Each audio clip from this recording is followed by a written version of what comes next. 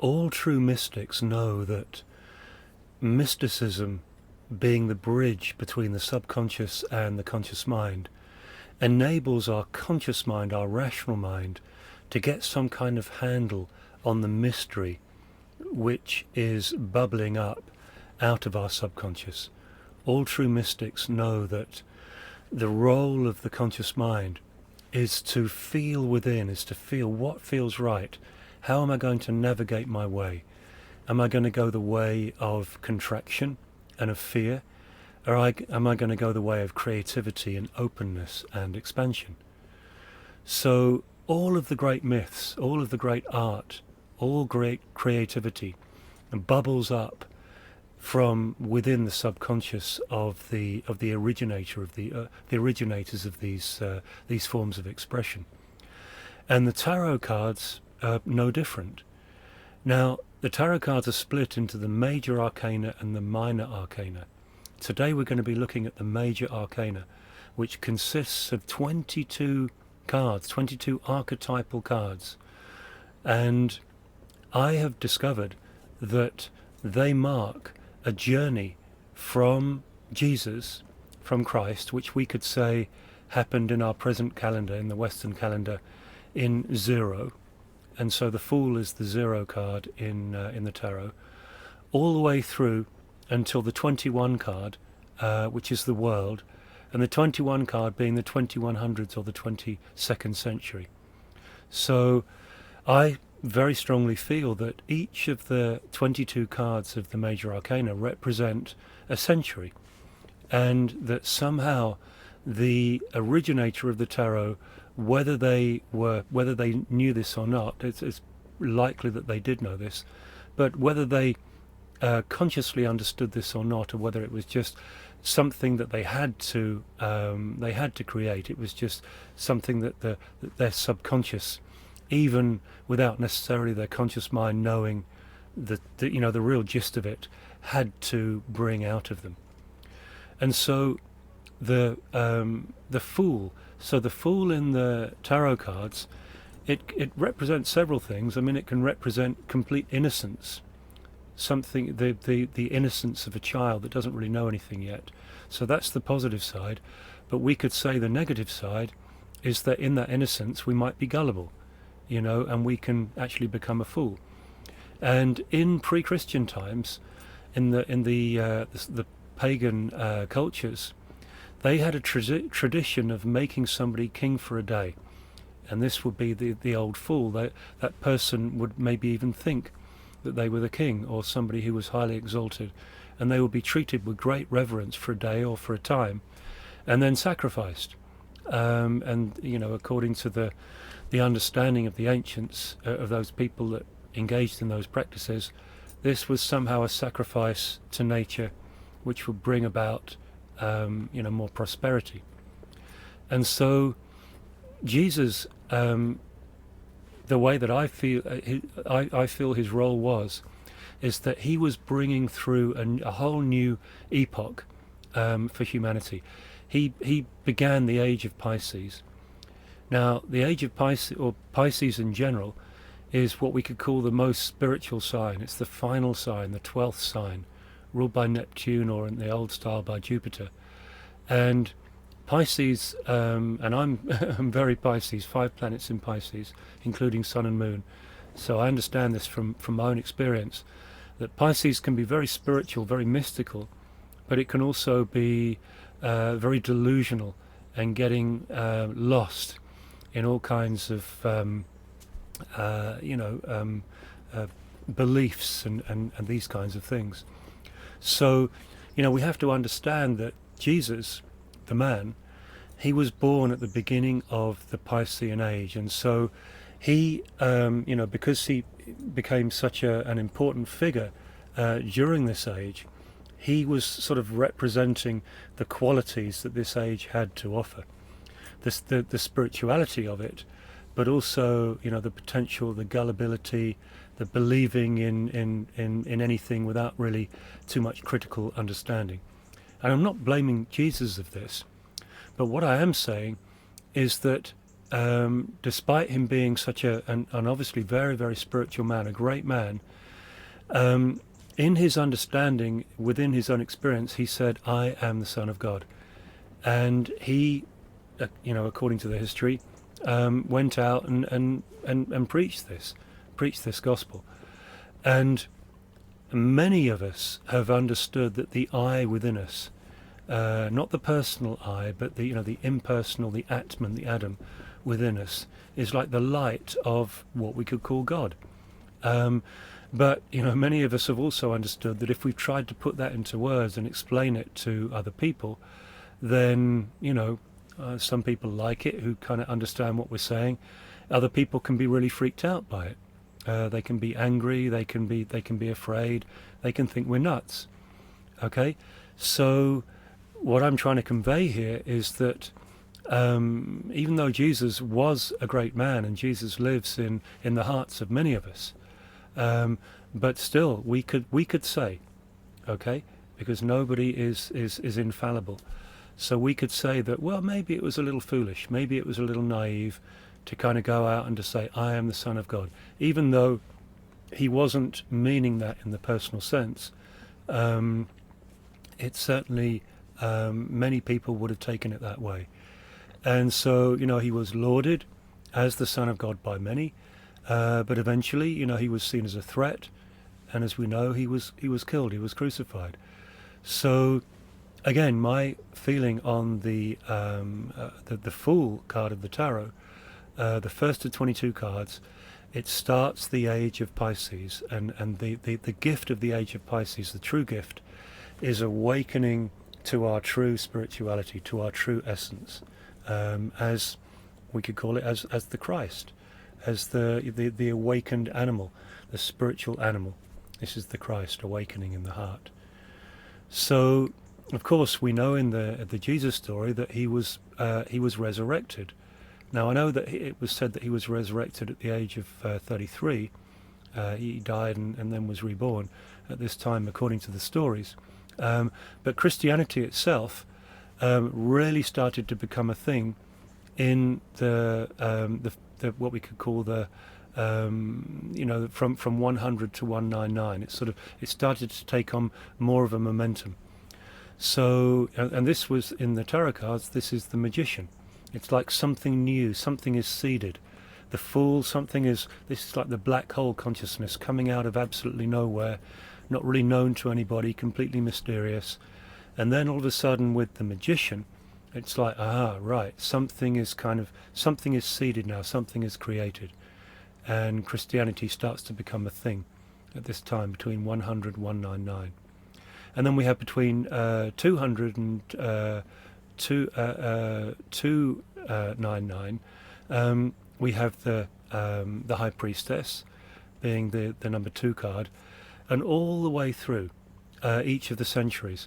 Now, I'm not an historian, and I must say that I'm not going to be going through the early cards and trying to, kind of give you some history which fits in with those cards. For me, the awakening that I had about these cards fitting in with Jesus all the way through to the present day was just meditating on the Death card.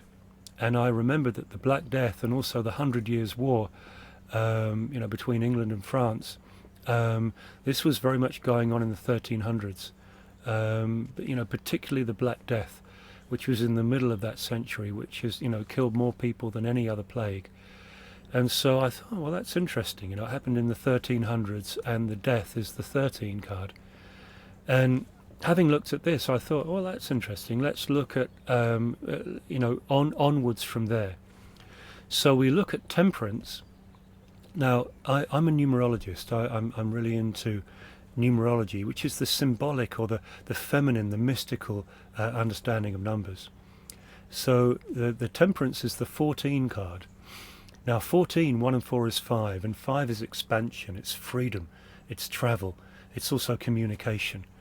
And this was really the age of exploration, of course. America apparently, in the current paradigm, historical paradigm was discovered in was it 1492? I believe it would have been discovered by many cultures before then. The Vikings, maybe the Chinese, maybe the Welsh, and going back to antiquity. But anyway, for the purpose of this talk, because in my understanding, the major arcana, it's giving us a map. It's helping us to understand something, where we've come from and where we're moving towards. So we could at least say that the modern kind of Western Christian culture went out on that age of discovery in the 1400s. Temperance is not too much of one thing, not too much of another, kind of getting the balance right. You can have a drink, but not too much. Okay? So, but it's also, again, that it's that 14, 1 and 4 is 5. It's about expansion, it's about freedom, it's about travel.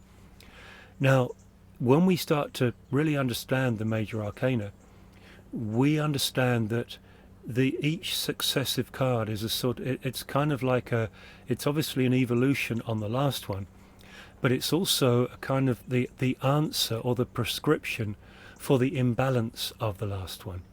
So again, if we're looking at death being, just death and hardship and suffering and disease, it's kind of like the temperance comes along and says, look, well, maybe we were living in squalor, maybe too much squalor is not a good thing, and we have to bring in some cleanliness, But again, it's also about expansion and it's about travel.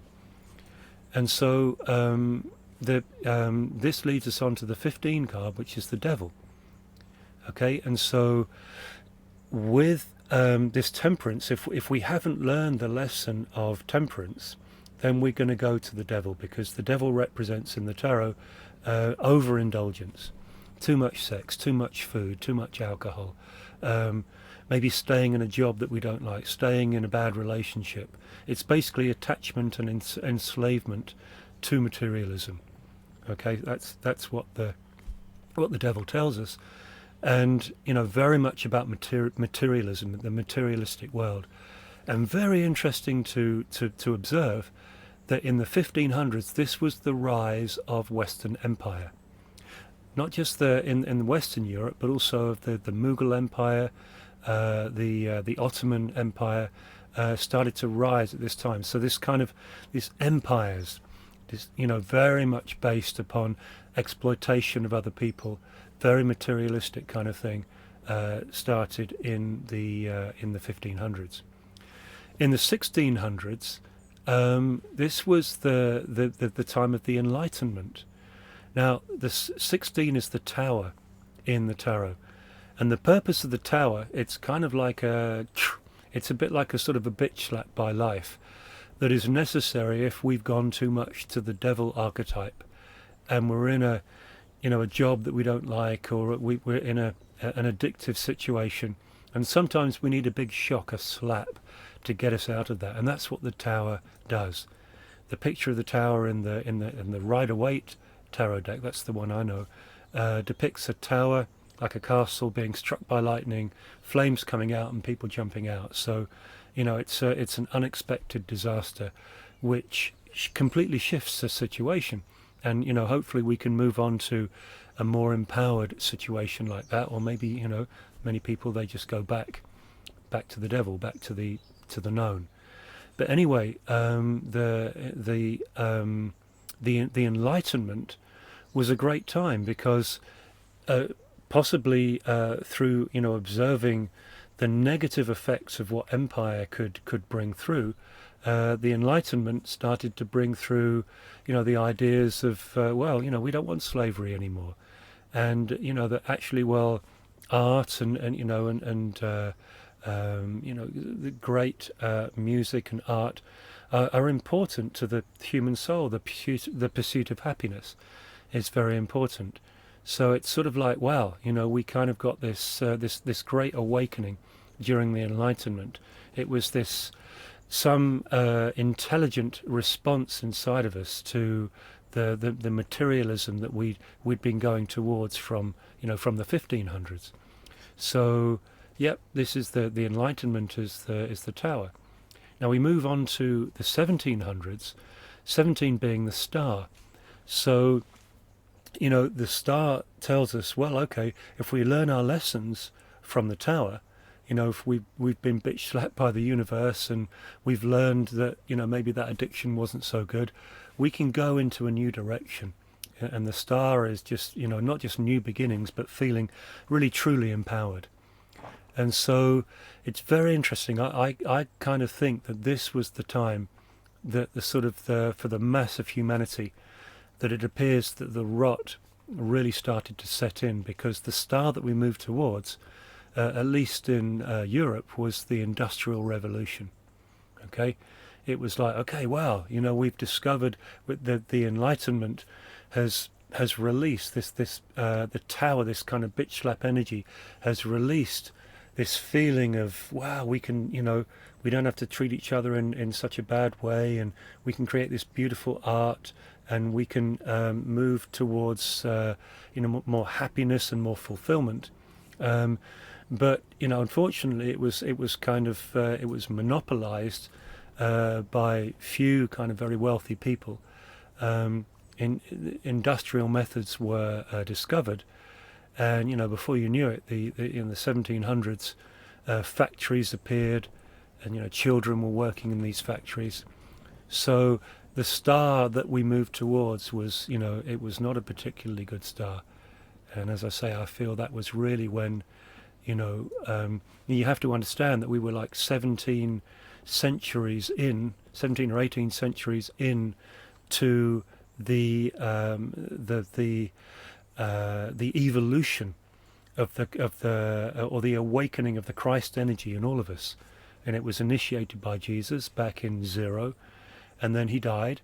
But that, the seeds of that kind of Christ possibility was it was continuing to evolve very slowly, of course, in humanity through each of the centuries. But with the Industrial Revolution, I think that we, in a way, we kind of showed that, from a human evolutionary intelligence standpoint, that maybe, we weren't really learning the lessons. Anyway, all is not lost, because we move on into the 1800s, the Victorian times in Britain and in Europe. 18 in the tarot cards is the moon. And the moon, of course, represents the subconscious, the unknown. It represents what is beneath the surface, the emotional kind of subconscious part of us. And it's very interesting that in the 1800s, the 19th century, in the West, we started to get interested in Eastern religions, particularly in Indian and Chinese religions, but also, of course, a great interest in the pyramids and Egyptology. So there was there was a kind of a renaissance in wanting to understand spirituality and the translation of many ancient works into European languages. But not just that, but again, going back to the Industrial Revolution.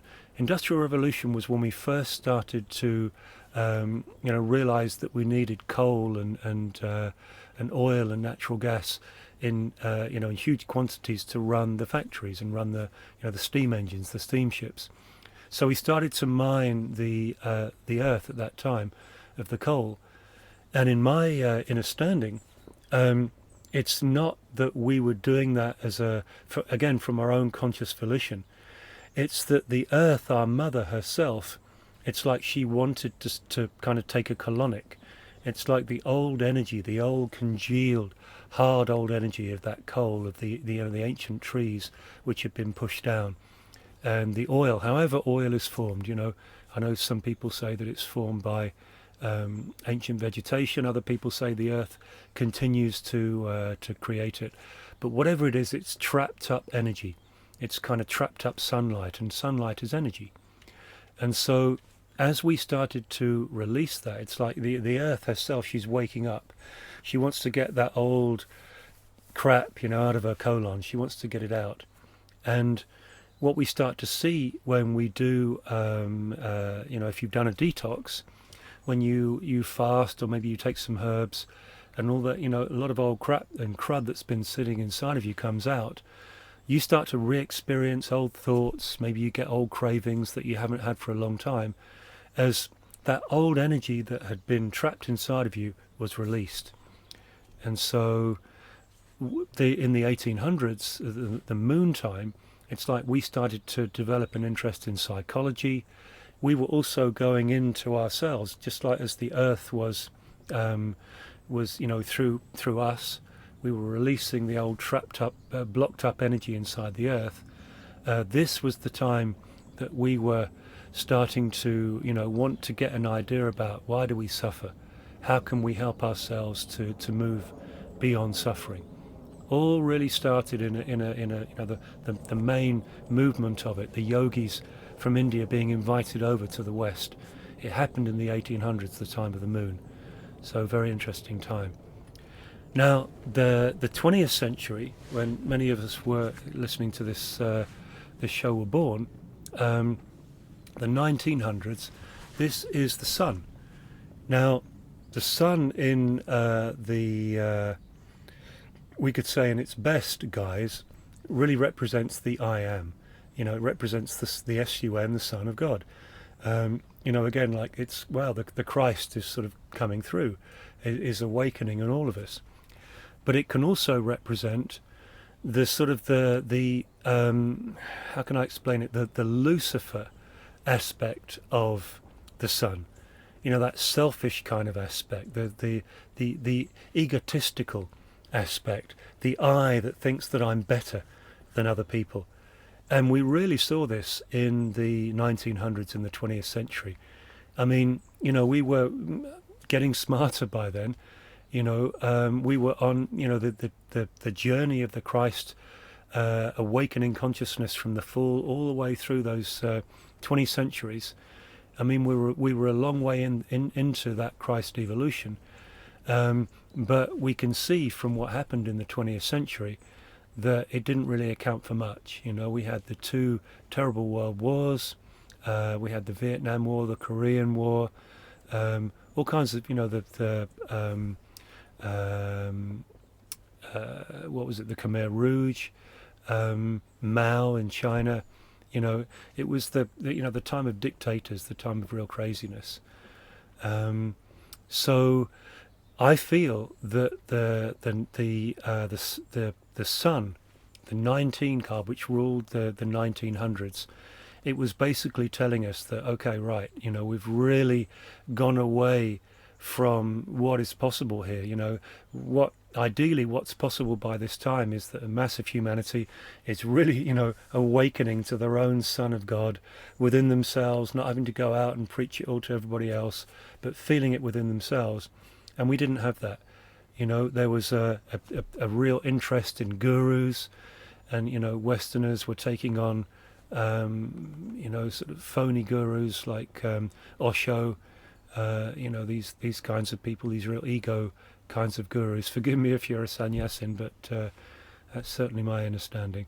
And even the good gurus, even the good guys who didn't want to be worshipped, didn't really have much choice, because people were just putting all of their hopes and fears onto these people like Ramana Maharshi. So really the 20th century, the 1900s, the 19 card, was the time of Lucifer. It was that time of everybody starting to kind of have their own opinions, and it was the beginning of transhumanism, of really not respecting the human body and thinking that we can improve it.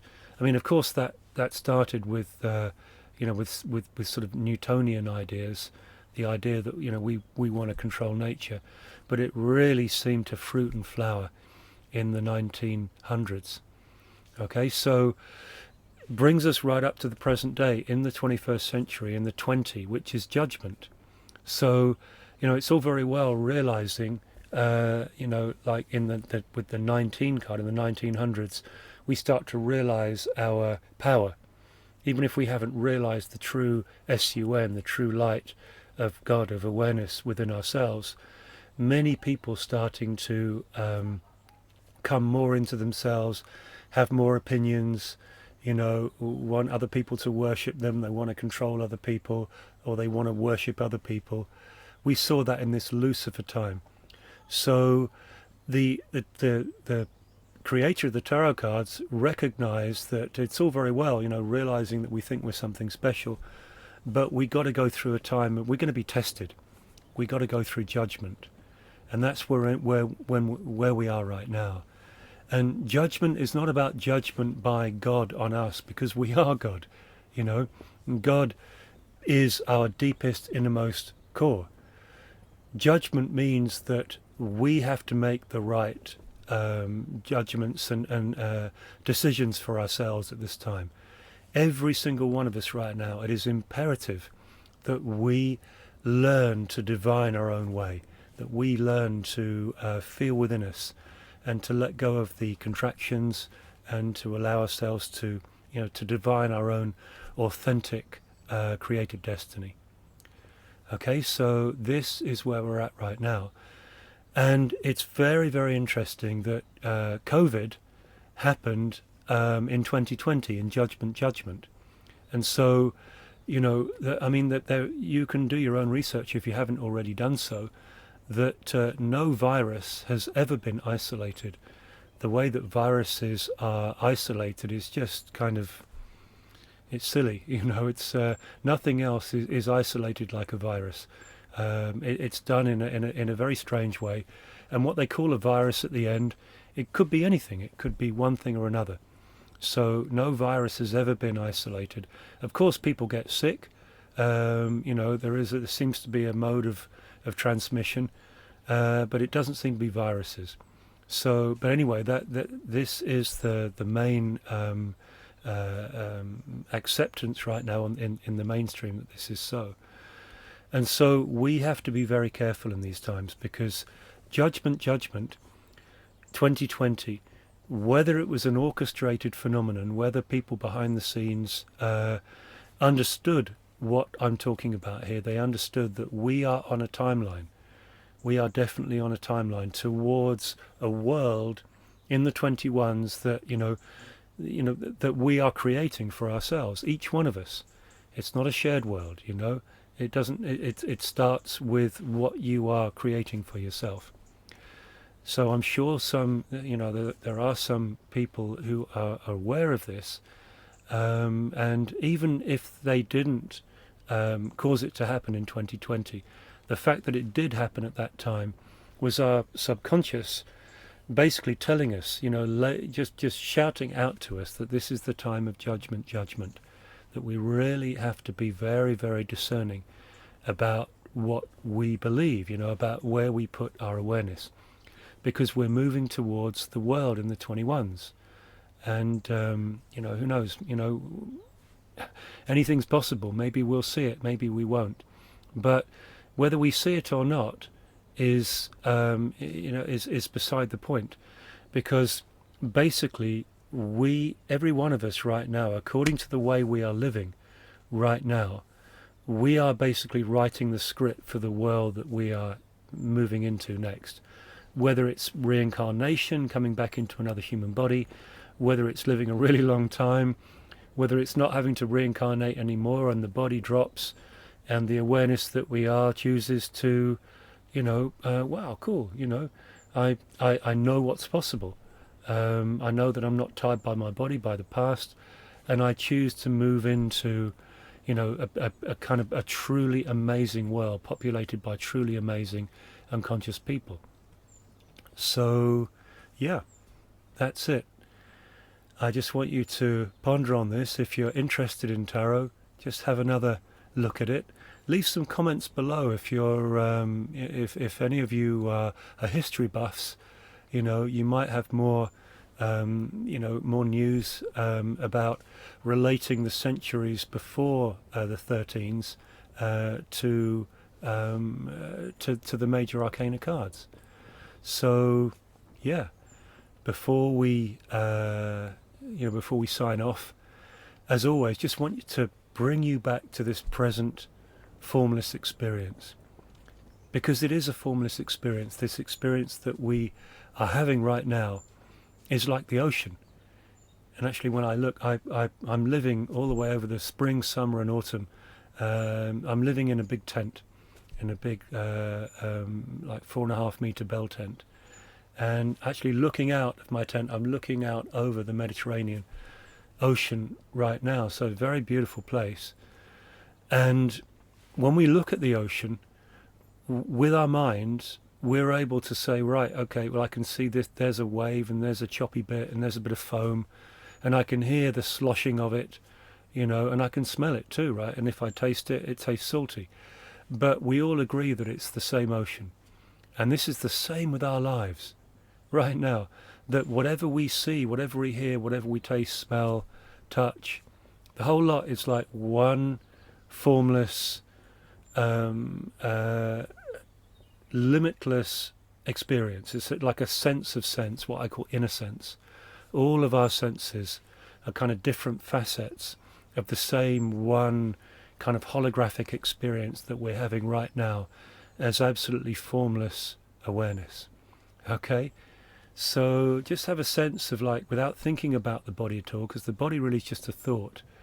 When we let go of the body thought, you know, you don't even know you have a head or a back, or, you know, you have to look at, kind of remember that you have a body. Until then, it's what we call the body's just a feeling, and it's really, it's one in the space right now with everything else.